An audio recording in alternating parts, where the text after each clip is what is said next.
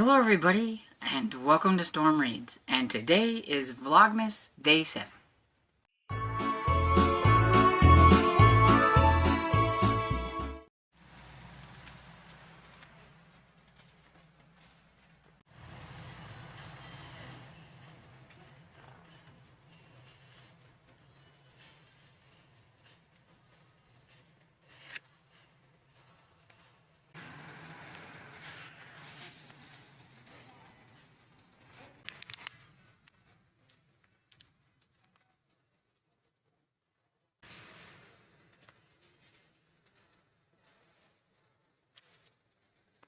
So, it's the 7th day already, and I have my book for Day 7. Another one of my skinny ones. Yay! And so let's see what we got in here. Even though I, wrap them up, I don't remember, which ones were which, the skinny ones, what I put in here, what the big ones were. Very bad, short-term memory. Oh, okay.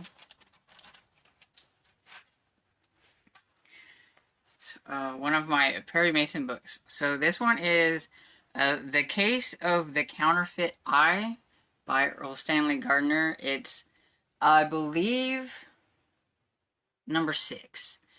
And the reason I put number 6 on here is because I'm hoping to read number 4 this month. Then I will read number 5, but I don't actually have a copy of number 5. I'm missing that one. I don't have a copy of that one. So I thought I'd read it, and then I was like, because I could have put number 5 next, but since I didn't have a copy to hold up, I went ahead and put number 6. So I'll read number 4 this month, and I'll read number 5 and number 6 next year. Hopefully I'll read more than that, but that was the whole reasoning behind it anyway. And says, know which one is my glass eye? Do you know which one is my glass eye? That's kind of creepy. And it says, said Peter Brunnold to Perry Mason. Mason shook his head. I've got a set of a half a dozen, Brunnold went on. I had one that was made bloodshot. I use it for when I'm out on a binge. Go on. Someone stole it and left a counterfeit in its place.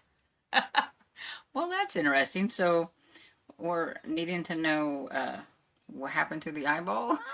I'm sure there's going to be a whole lot more to it. And there was a little bit more to it. But that's the one thing about the Perry Masons. A lot of times, they have a little bit that's in the book back here on the back. But yeah, nice and thin. This one is... Okay, so this printing is from 1965, but the contents inside are from 1934, was it? 1935. But this copy is from 65. And it's in really nice condition for its age, and I love the sprayed edges. And so there we have it. That's Day 7. And so today I have a gift that I was given, and I wanted to show it off because when I get something really cool, I want everybody to see it. And I won't say who gave it to me, but she really knows me well, and you'll see why in a minute. But this says, yes, I really do need all these books. And so yeah. Super cool. Got a stack of books here. I love this. I laughed whenever I seen that and everything. And then it's going to go really well with the rest of what I have for today. But she also got me this. It comes, you can put it in this little leather pouch and put it on your keychain. Or you can put it in this and put it in your purse. But it is a little pocket hug. I don't know if you can see that. It's hard to tell with the lighting that I'm working with here. And then on the other side it says, sometimes you forget that you're awesome, so this is your reminder. I thought that was so sweet and really cool. And then you just slip it in here and snap it shut. You can carry your little pocket hug with you. That is so adorable. Okay, so why I chuckled with the whole, yes, I really do need all these books, is because I got a book haul. It's just a little book haul, but yes, I needed them, so.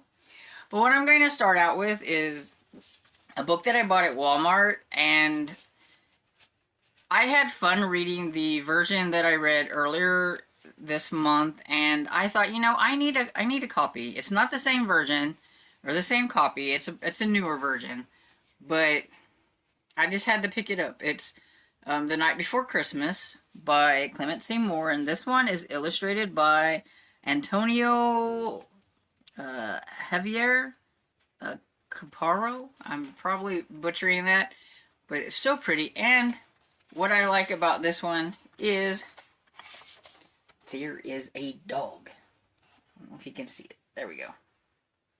It's got a dog in the... It's got a dog. It's a cute little dog. But it has some really pretty illustrations in with it. Cute little dog throughout it. So I had to have this one. And it was only like $8 at Walmart. And so I splurged and got it. It's the back. Oh, and I forgot the cool part is you take this off and it's got that on the hard part. So I thought that was pretty cool. Oh, smells like new book.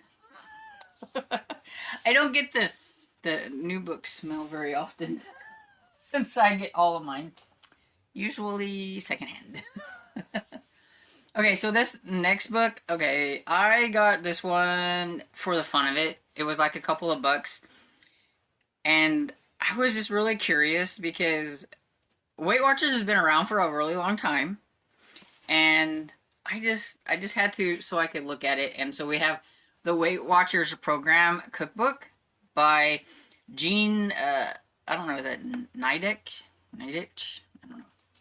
But anyway, this, I mean, as if you couldn't tell by the lady here, is from the 70s. And the one reason that I was like, I need to look through this, I want to see like what other kind of recipes are in here. And that's because the first thing that I turned to in here was the quick set salmon mousse. And the first ingredients is 2 envelopes or 2 tablespoons of unflavored gelatin. And I was like, oh, it's the Jell-O molds from the 70s with salmon and mayo and celery and chicken bouillon and milk. And I was like, ooh, that's so gross.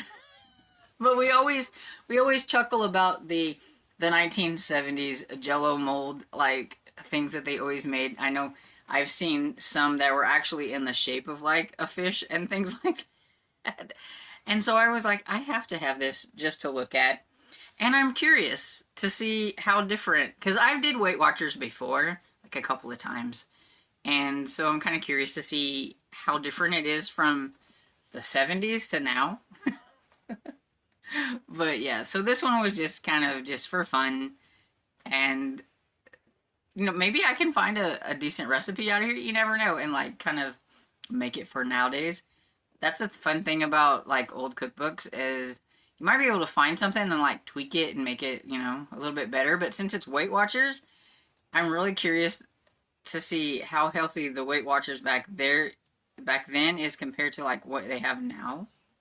Just curious.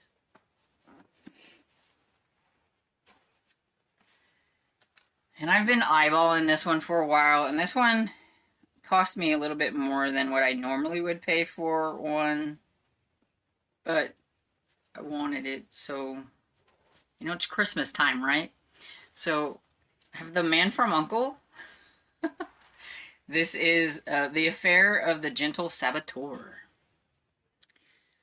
And I have watched the reruns of this show, and I love this show, and the main character here, he played Ducky on NCIS, and I absolutely love Ducky on there, and so I was like, I've got to get this. And it's in fairly decent condition for, you know, the age and everything.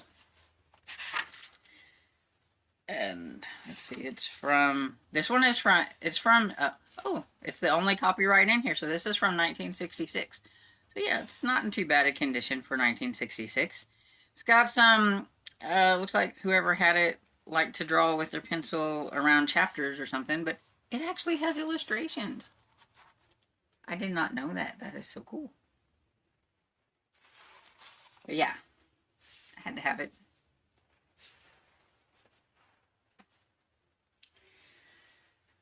And then I found a few romances. There was a new booth at Antiquish that either that or they had just gotten some new things and they never had novels before.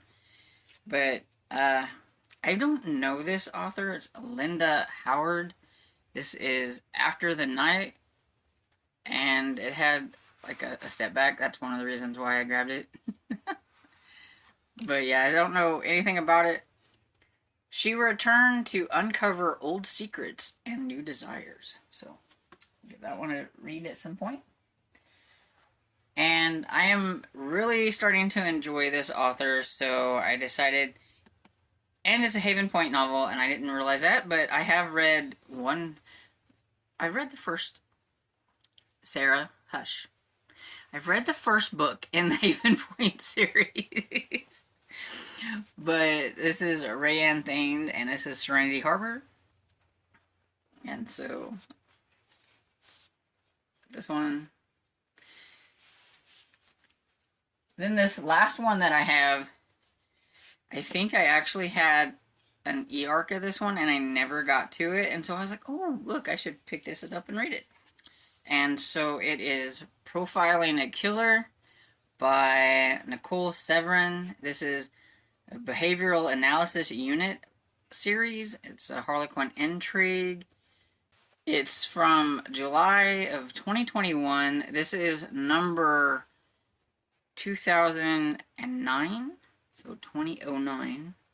And it says, he can psychoanalyze any serial killer, but can he protect her from one? Dun dun dun. But yeah.